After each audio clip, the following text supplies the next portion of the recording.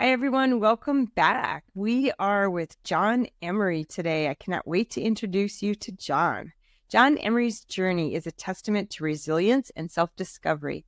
After losing a 20-year job and navigating a divorce, he embarked on a transformative path. This journey led him to authenticity and a deep desire to connect with others, creating his podcast, Life's Checkmark. Can't wait to hear more. Through this platform, Jon offers comfort and understanding to those feeling alone on their journeys. This quest for authenticity extended to his role as a father, allowing Jon to forge deeper connections with his children. Alongside family, he enjoys the companionship of an amazing dog. Oh my gosh, you and me both. I have an amazing dog also. And finding peace in nature through hikes and outdoor adventures. Beyond personal pursuits, Jon's passion lies in aiding others, particularly in helping them find their voice through podcasting, fostering empathy and connection among individuals.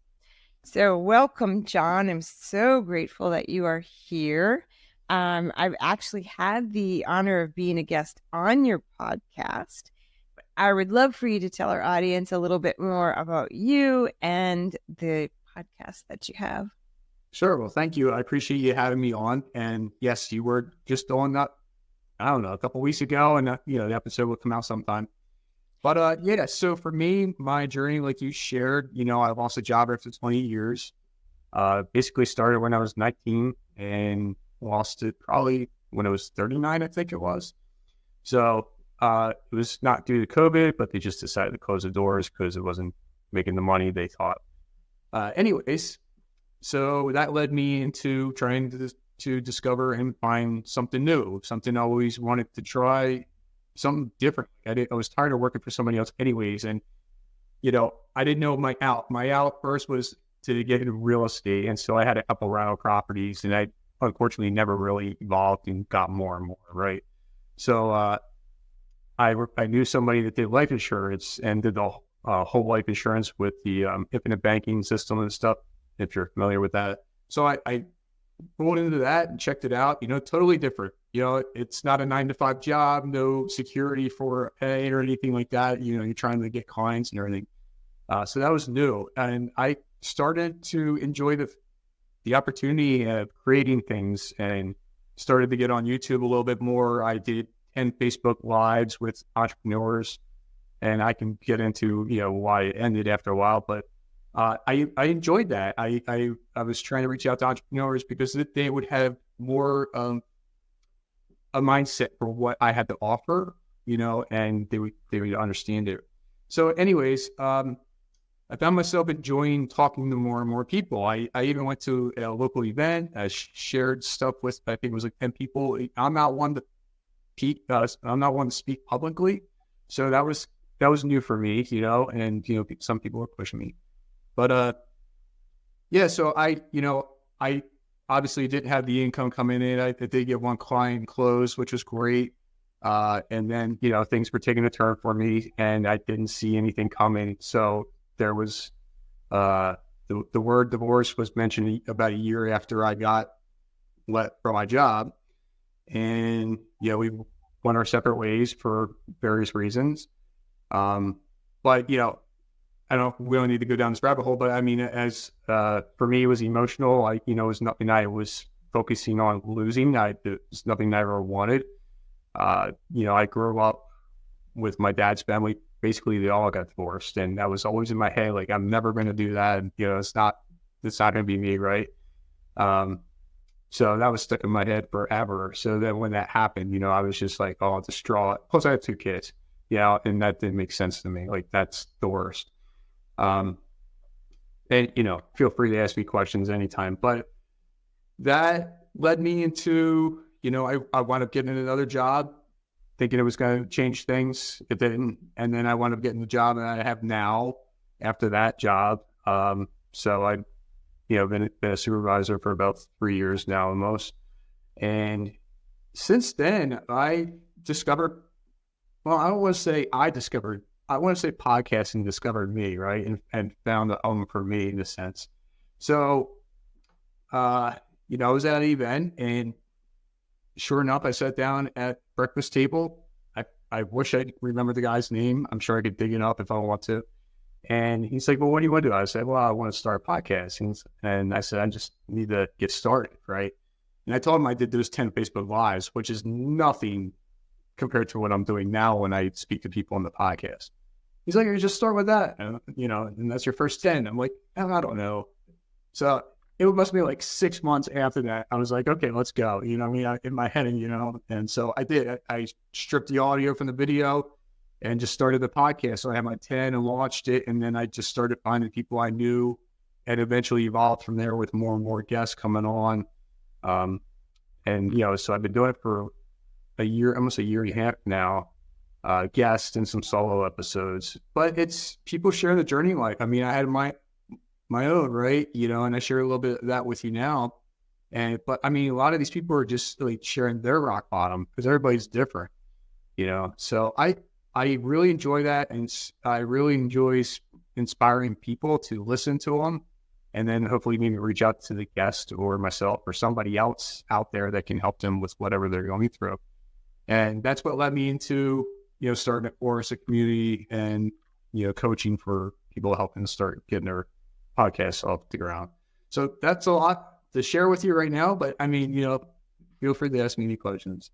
The good thing about hearing people's stories is that you totally know that you're not alone with the things that you go through. And there are times when people, I know they're sitting out there and they're hearing these stories and it's helping them. It's helping them to feel better about whether it's their life, their business, what have you. It's helping them. And I think that's awesome that you are doing that with your podcast, because I'm assuming that you're helping a lot of people out there listening. That's the plan, right? At least one person I'm hoping, to touch. Yes. How does God and your faith fit into your podcast and your business? That's a great question. So let me back up a little bit. It's been about maybe a year and a couple months now that I started to attend church.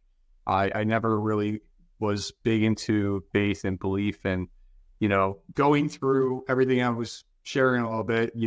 I touched on different areas of my life as I did that journey, and it was about January of last year that, so prior to that, I was always waking up saying thank you, right? Just saying thank you for being alive, right? And then one day it just like said, thank you, God, right? And I'm like, well, I don't know what this is. What's this all about? That's new for me, right? So then I have a friend, he goes to church and he's like, maybe you're just curious or whatever. So he suggested a Bible that's made for fathers. They don't pray anymore or whatever. So I find it on eBay and, so it's a good Bible. So I read some verses. I read a little bit every morning. I'll listen to like an app or whatever. But, so I started saying, thank you, God, and started just making small prayers in the morning, at night, for how great the day was, whether it was something amazing, something really big and amazing, or just something so small that it's still amazing. Right. So that was my birth into basically faith in a way, and it's still growing. So I don't want to say that, I know everything. I can't remember half the stuff these people remember. And that's why I go to church. Like the way they explain it makes you understand in a totally different way. And that I appreciate, these pastors and stuff and the work they put in. So that's my faith side. And so I'm still working on that. As far as the business part goes, I never really threw them together. I always thought like business is just a business. And, it wasn't until like I heard your book while I was driving to Nashville, both ways. I might have had it on like 1.5 speed so I can get through it. I want to make sure I got through it, but I still was able to take it all in. So I never really thought about that, and that's what made your book so unique, because it's new. Now I am in groups with entrepreneurs and they are into faith and everything like that. So I could see that part of it, but to have somebody kind of explain it, audio or reading a book, it was a totally different way to look at things.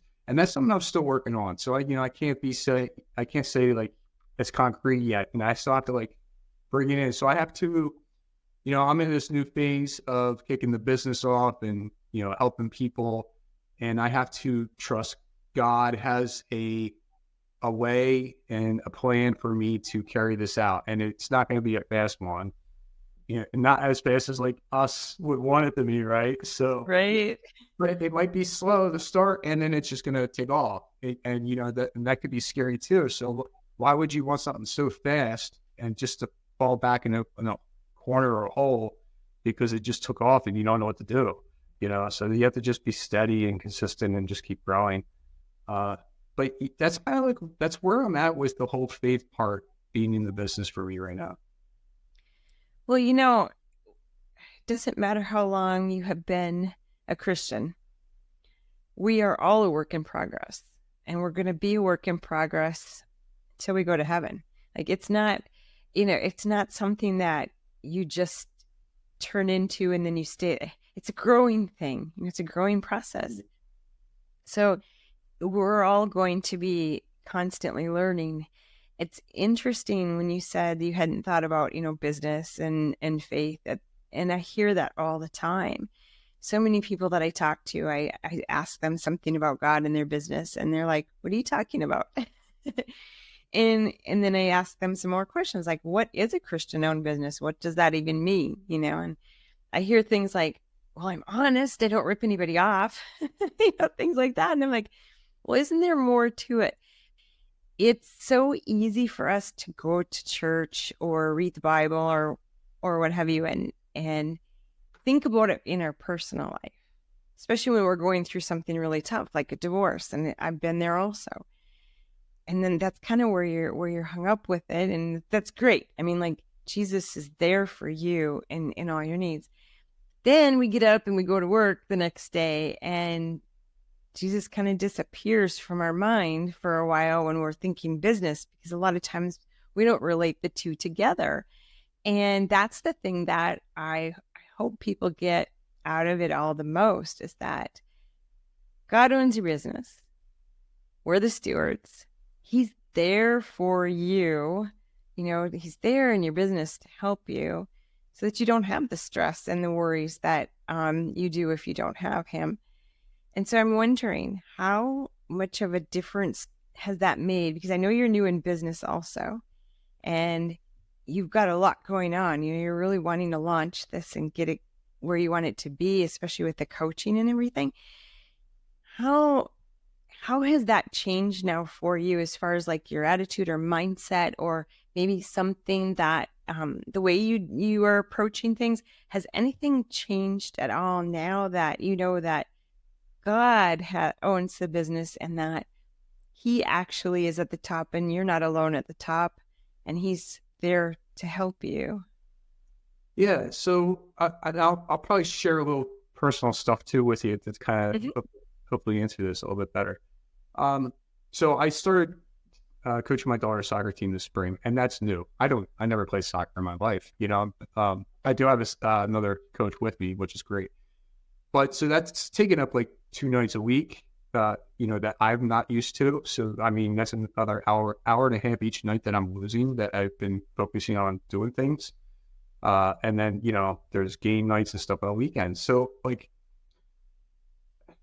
as much as I want to move fast and get things off the ground, I'm taking an acceptance to do this other adventure to teach young women, in a sense, they're 11 and 12, but I mean, to grow up and become better, hopefully in life, hopefully there's something that I can give them in these 3 months or whatever. Right.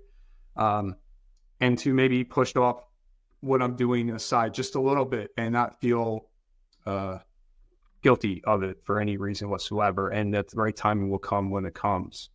I will say I blocked time in my schedule to be ready for coaching and stuff, and it's still there.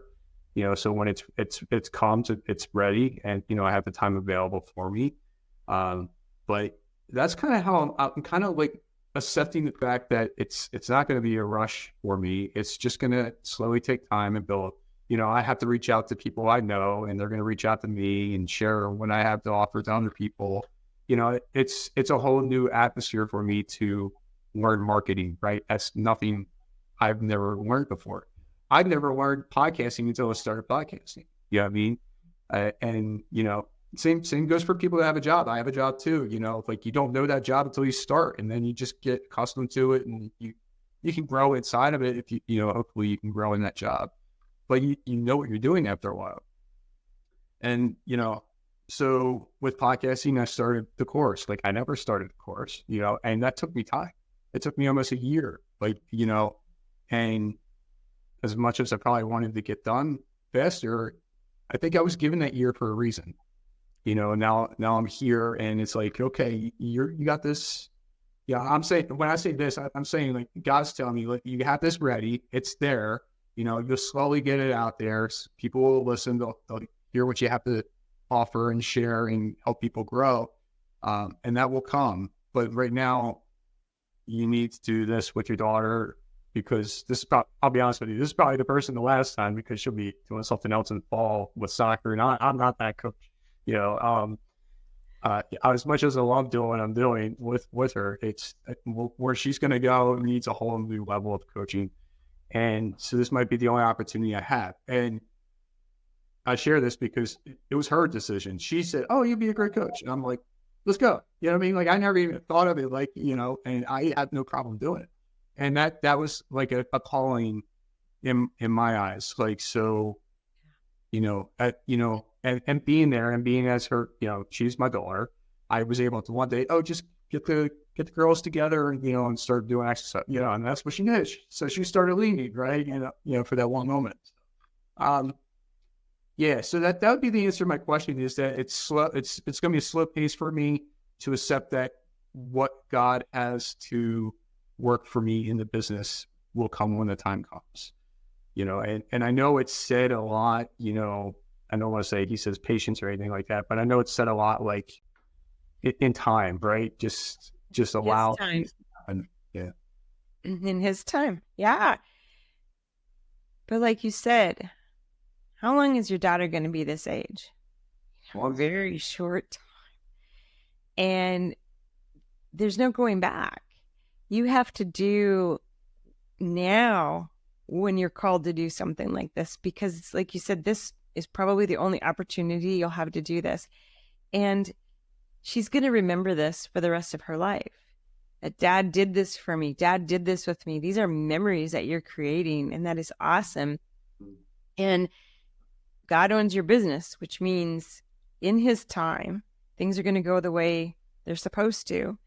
And the fact that he is giving you this extra time for your daughter instead of rushing you through to a business, isn't that amazing? It is. It really is. Even though there's that point where I'm, I could consider myself struggling in other areas, it as much as that could be happening, it's just like I got to see what's the positive, what's going on in the other areas of my life, and just keep that moving too, and the rest will come. It's a matter of time, but it will come. Tell us a little bit more about your podcast that you have now, and then a little bit more about coaching people with the podcast. Just give us a little bit more on all that. Yeah, so sure. So the podcast I have now is Life's Checkmark. And as you know, people come on, they share the journey of life, and it's straight up conversation. So, you could share with me your journey, and I could just start asking questions, or, you can give me more feedback, and we just go back and forth. And, some people were on and they ask me questions, which throws me off a little bit because I'm not ready for it. But, that's a conversation, right? Right. Yeah. And so we have fun with it. Yeah. It's about 30, 45 minutes long, depending on, the guest, how much we can have hold a conversation and go where it goes. Some people share their deepest and darkest secrets. Some people, it was basically about entrepreneurship, and that was their journey, right? And that's what we just decided to talk about. Some have gone longer than 45 minutes. Some people have come back on because I want to dive deeper in one of the areas that they mentioned, but we just didn't have the time. So yes, and for whatever reason, most people come on, they are entrepreneurs. So they went through this journey and they got to where they are today, doing what they do and what they love and how they can serve others in some area of life. And that helps out for whoever is listening, can reach out to that person that makes sense to them, And so I do value the guests that do come on. And like I said, I've been sharing guests with other guests that I think that they collaborate with something else.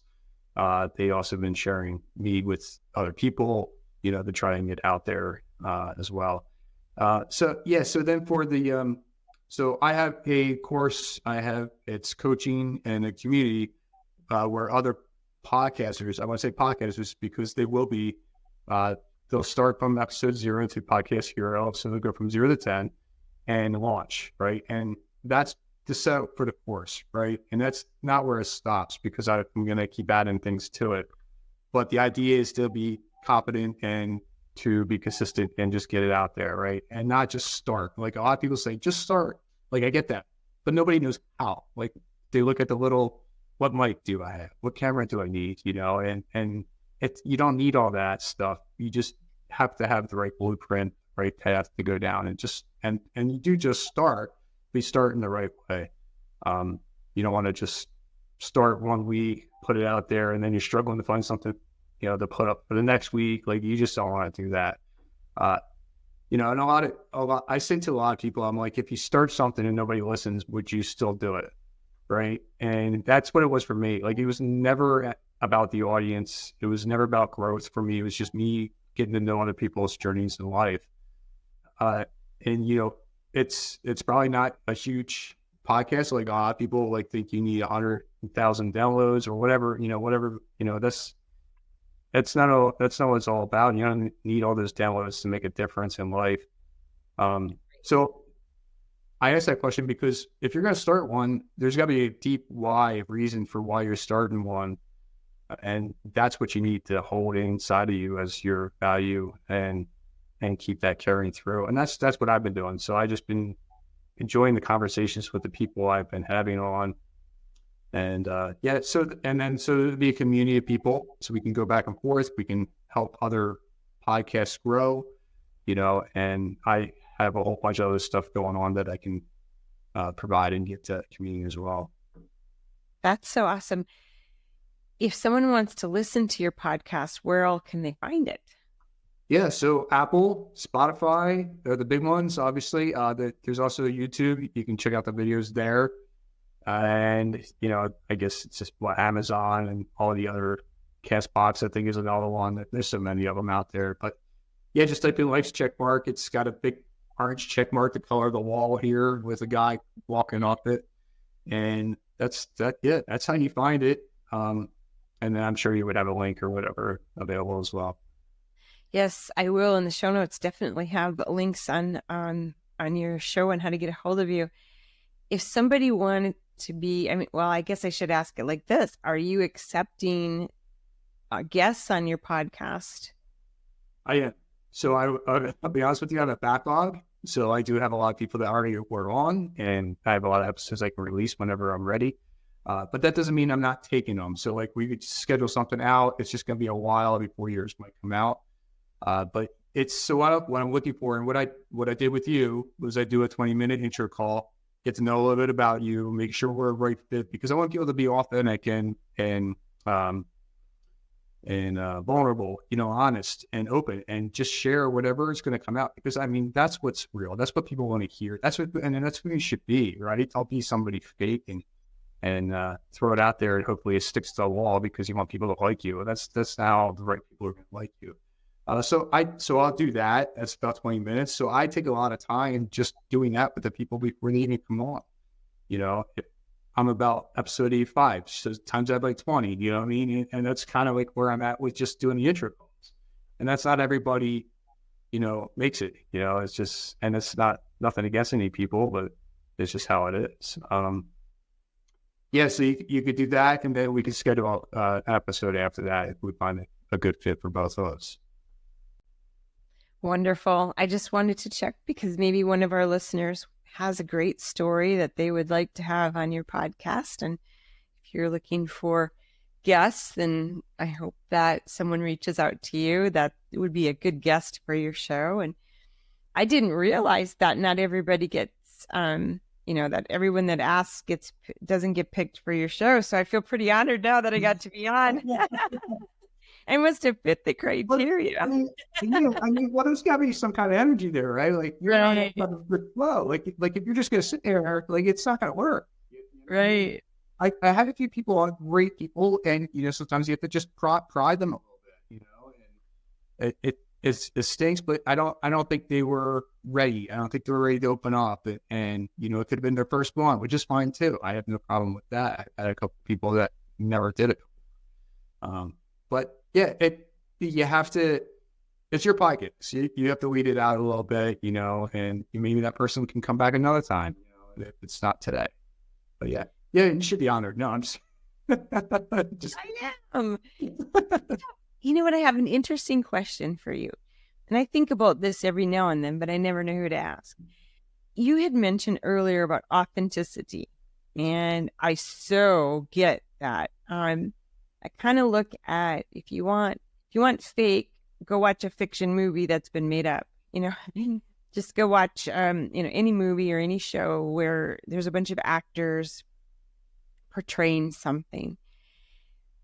But back, I don't know how many years ago, well, maybe just if you go look before COVID, when you would see someone on a talk show or being interviewed or what have you, it was always so staged, like I've actually been interviewed on TV quite a few times back in the day where I went into the studio and everything was just all, a certain way, and you had to sit a certain way. Everything was so, sterile, I guess is the word. And at first, when COVID hit and people started doing things from their living rooms or wherever they could be videoed, even on the national news, even sometimes you could tell it was set up in someone's house with a fake background and everything.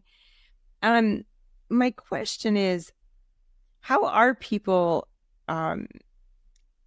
accepting all this? Like, would the average person rather have, two people sitting and talking from a living room, a kitchen, outside in the backyard or wherever, and be just a conversation?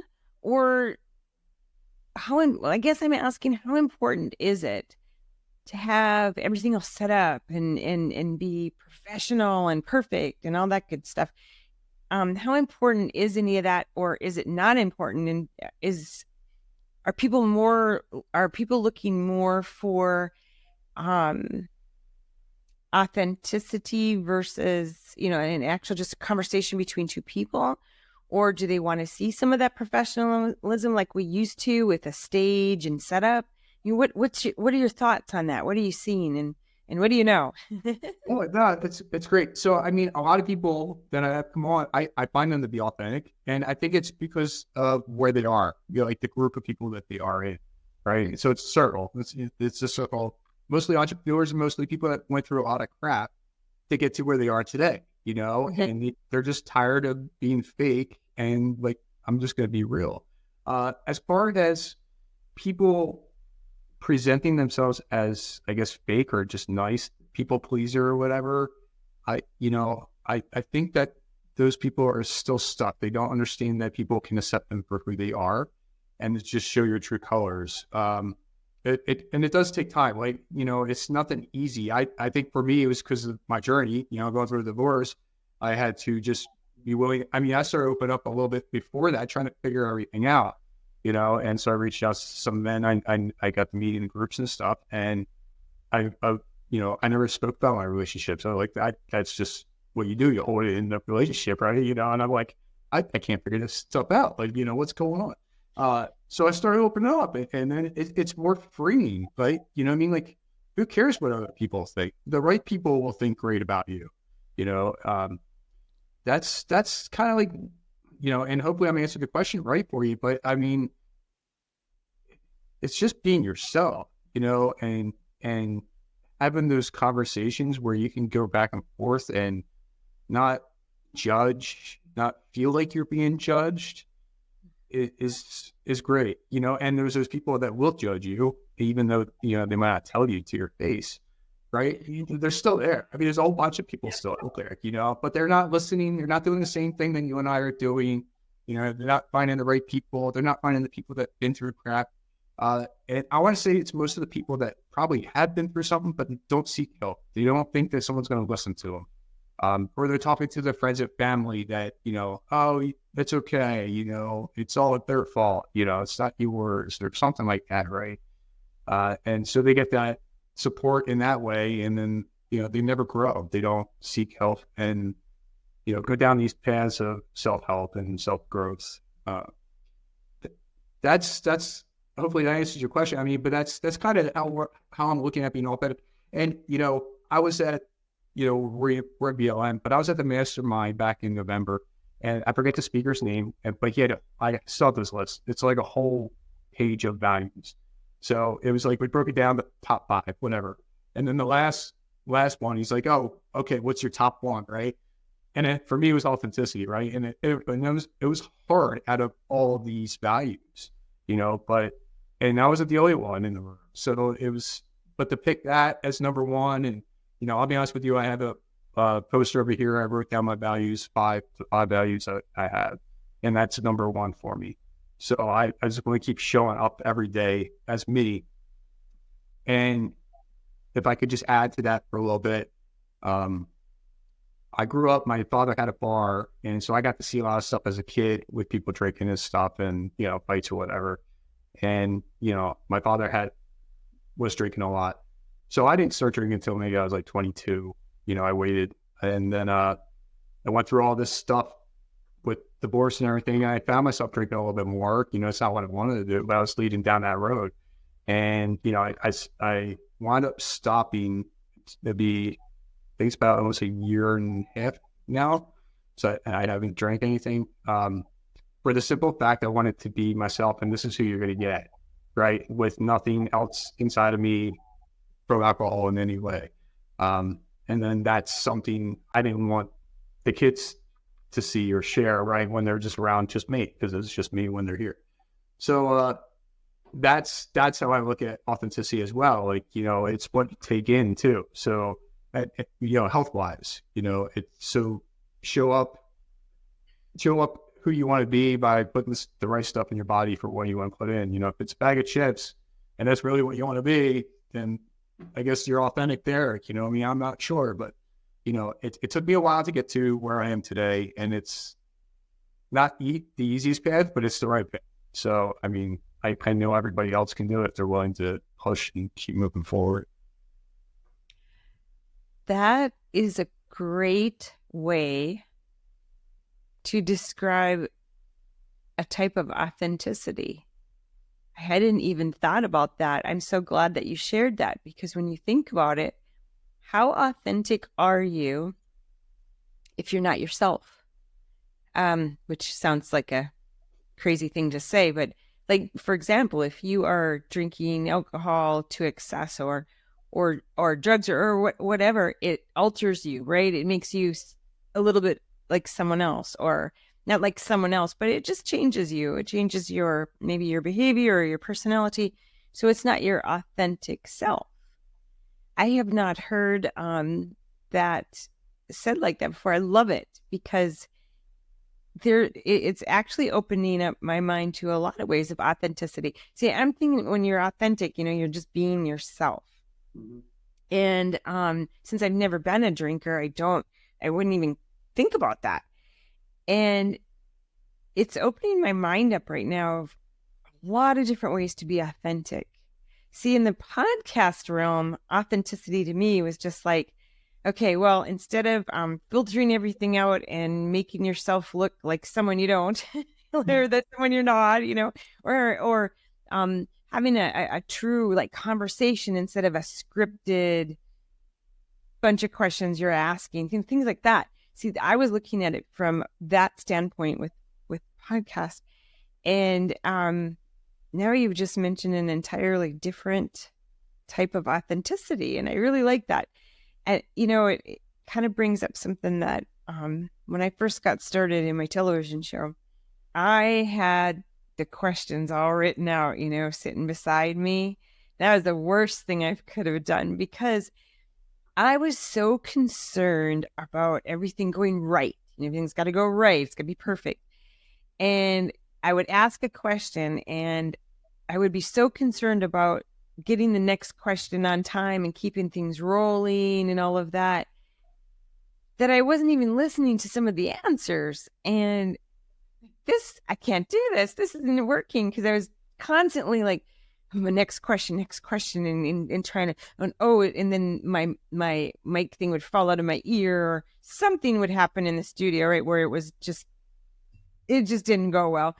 And I'd be freaking out about it. And that's all I could think of is, oh no, that thing in my ears hanging on my shirt, and I'm like, ah. And I'm starting to realize that, but it was authentic.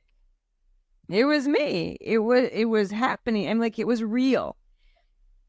And I can't help but wonder sometimes if we don't get too caught up in things being perfect, that we lose our authenticity. And so after a few episodes, and you'll definitely, when you watch them all, you can tell the difference between the beginning ones and the later ones, because I ditched the questions totally.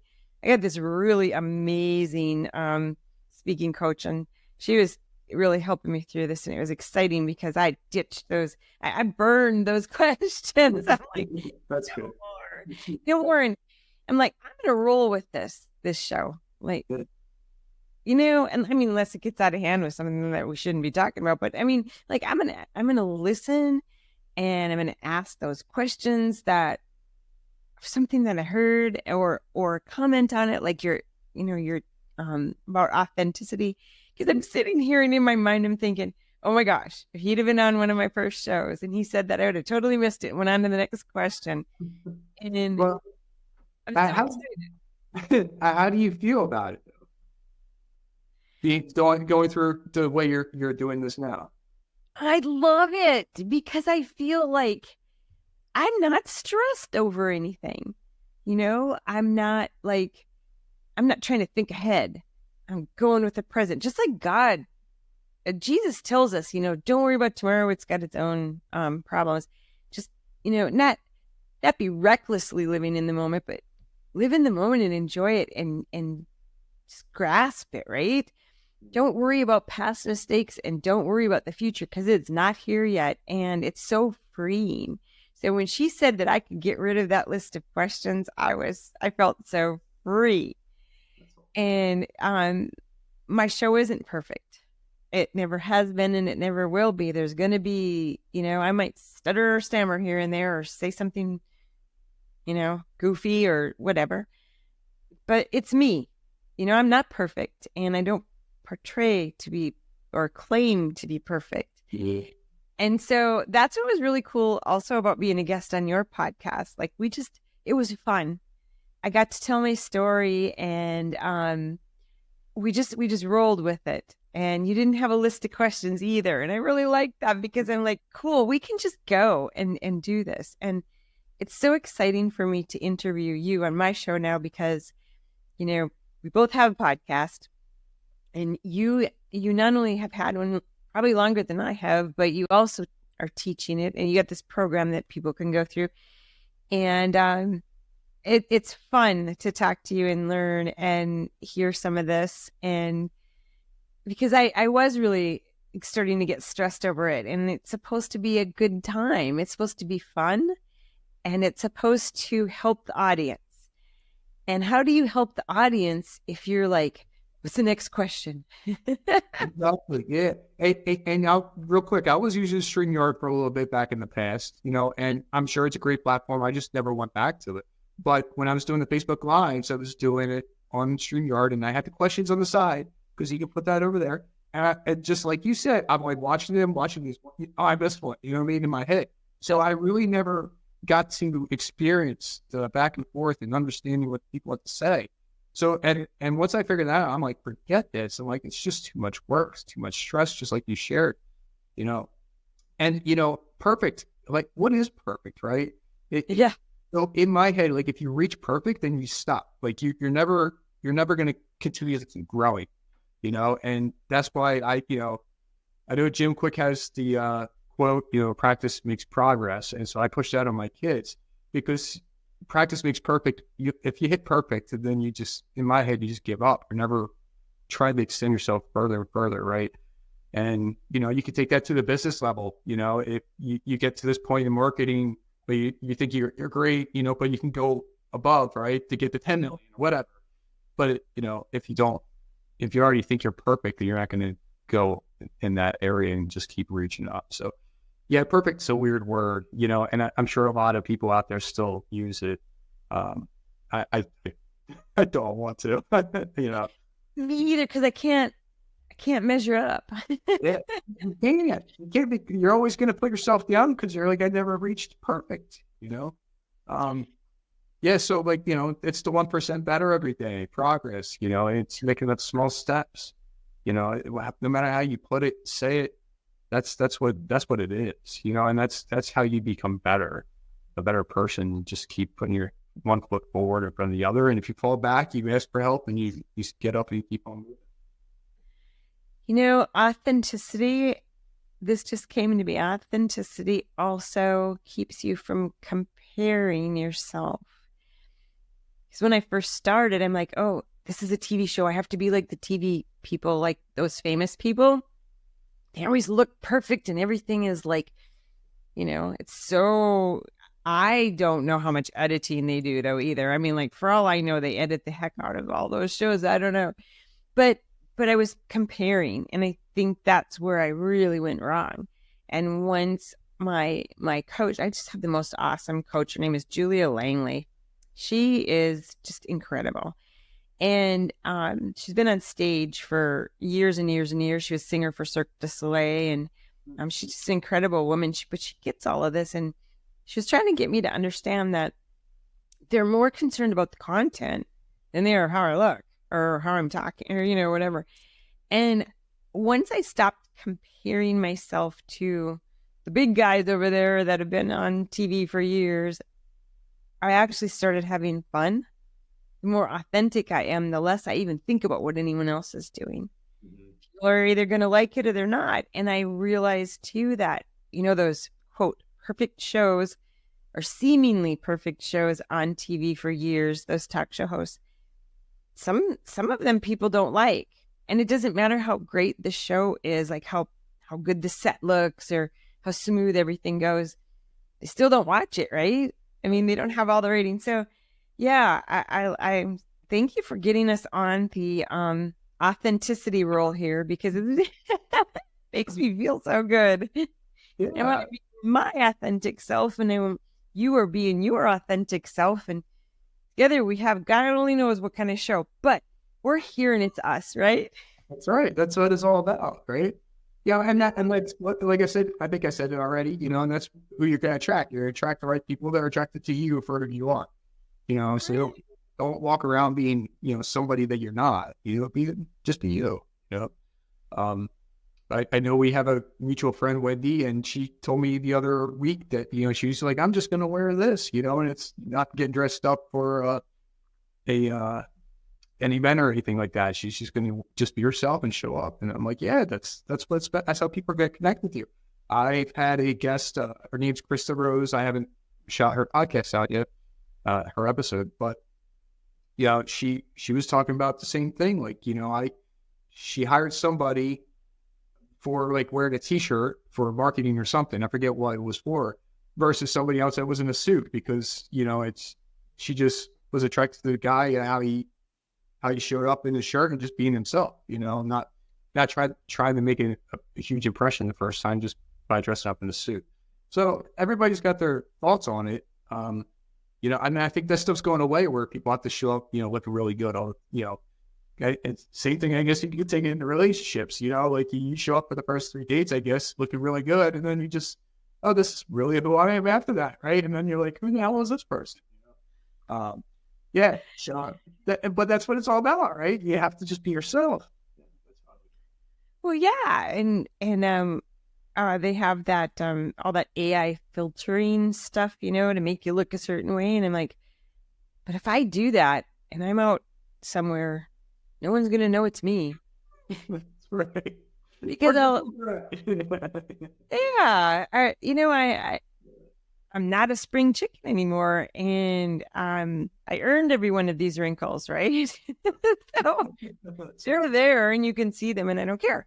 And but if I make myself look a certain way on the screen and people see me outside of that, then you know what? There goes my authenticity. I'm a fake now if I do that because I'm trying to hide something and I'm just like, I mean, yeah, I want to look nice to an extent, but I'm not going to change my total look just because it's a podcast. Right. I agree. Yep. It's yours. You do what you got to do and show up to other people. It's the way you want to show up. Yeah. It's me. It's how God made me. I am what I am, right? Yeah. Oh my gosh. We could talk forever. I'm so grateful that you came on. I'd love to give you just a minute here to, any last thought or anything you want to tell people. It's yours. Oh, well, thank you. Yeah, so for me, I like to share that, my journey was working in all areas of my life, and I'm still working in one right now. And I'll be honest with you, and anybody can listen to this and go down their own journey working on the areas. But for me, it was emotional, mental, right? Trying to get myself back together first that way. And after that, it was physically, I started working out in the gym. I do have a basement with gym equipment. So, and then I hired a coach, to help me out. So that's been a game changer for me, hiring people in different areas of my life as well that I never would consider. So, I mean, that's definitely something I would suggest to people. Yes, there is a cost to it, but that cost is going to get you the results quicker than what you would do by yourself. Same thing with podcasting and stuff. Like, there's people I connect with and they'll give me tips and tricks that I never even have thought of. So then it was after that, I started going to church. So my spiritual, area of life was starting to change for me. And, now I am, my relationships grew a lot, definitely from podcasting, as you could tell, networking and stuff. It just takes off really quick. And then after that, it's business and finances for me. So, and that's the area I'm playing in right now. But that's what worked for me. And I would say most people have to start with the mental area first and reach out to somebody to talk to and just be open about it, but, find that one person that's going to receive it and listen to you, because if they're just going to tell you to get away and push you down, then you're going to be stuck in that hole for a while. I will say a lot of guests I've had, no matter what they went through, they either had a therapist or somebody, not that you need one, but to go back to when they were a child, there was something when they were a child that carried them through in their life to now, whatever that is, to be for who they are today, and they have to fight that trauma, whatever it was, and it's silly. Like, I don't even know what I would think. I never even went that far back to try to figure it out. But I mean, like, a lot of people go back to like when they were 4 or 6 years old or whatever, and say, that was it. That's what changed my life then. And they carried me up to here I am now. And that's a lot that's been coming up lately. And it's reaching out, people writing books and stuff and, saying that, it's being that child and people are people pleasers because, they have to please their parents in order to get attention, and that's what they carry on through the relationships, they're just pleasing people. That's what they know and do until something happens. Something happens, changes their life, and then they go, I don't need that anymore. This is great. So that's what I would share. And, just, I wish everybody the best of luck in life and just keep moving forward, no matter what's coming your way, what's pushing you down. For me, it was the divorce. For other people I'll share, was going through multiple personalities, was going through bankruptcy, homelessness, jail, sexual assault, abusive relationships, physically and emotionally. And, I'm probably missing a whole bunch of other ones here. I do know one guy that he went sober, so that was his big thing, so now he's more fit and helping men and stuff in that area. That's just to name a few. I mean, I had, maybe 80 guests total, but yeah, it's a lot. And so no matter what you're going through, just reach out to somebody because somebody else is going through it or had went through it as well.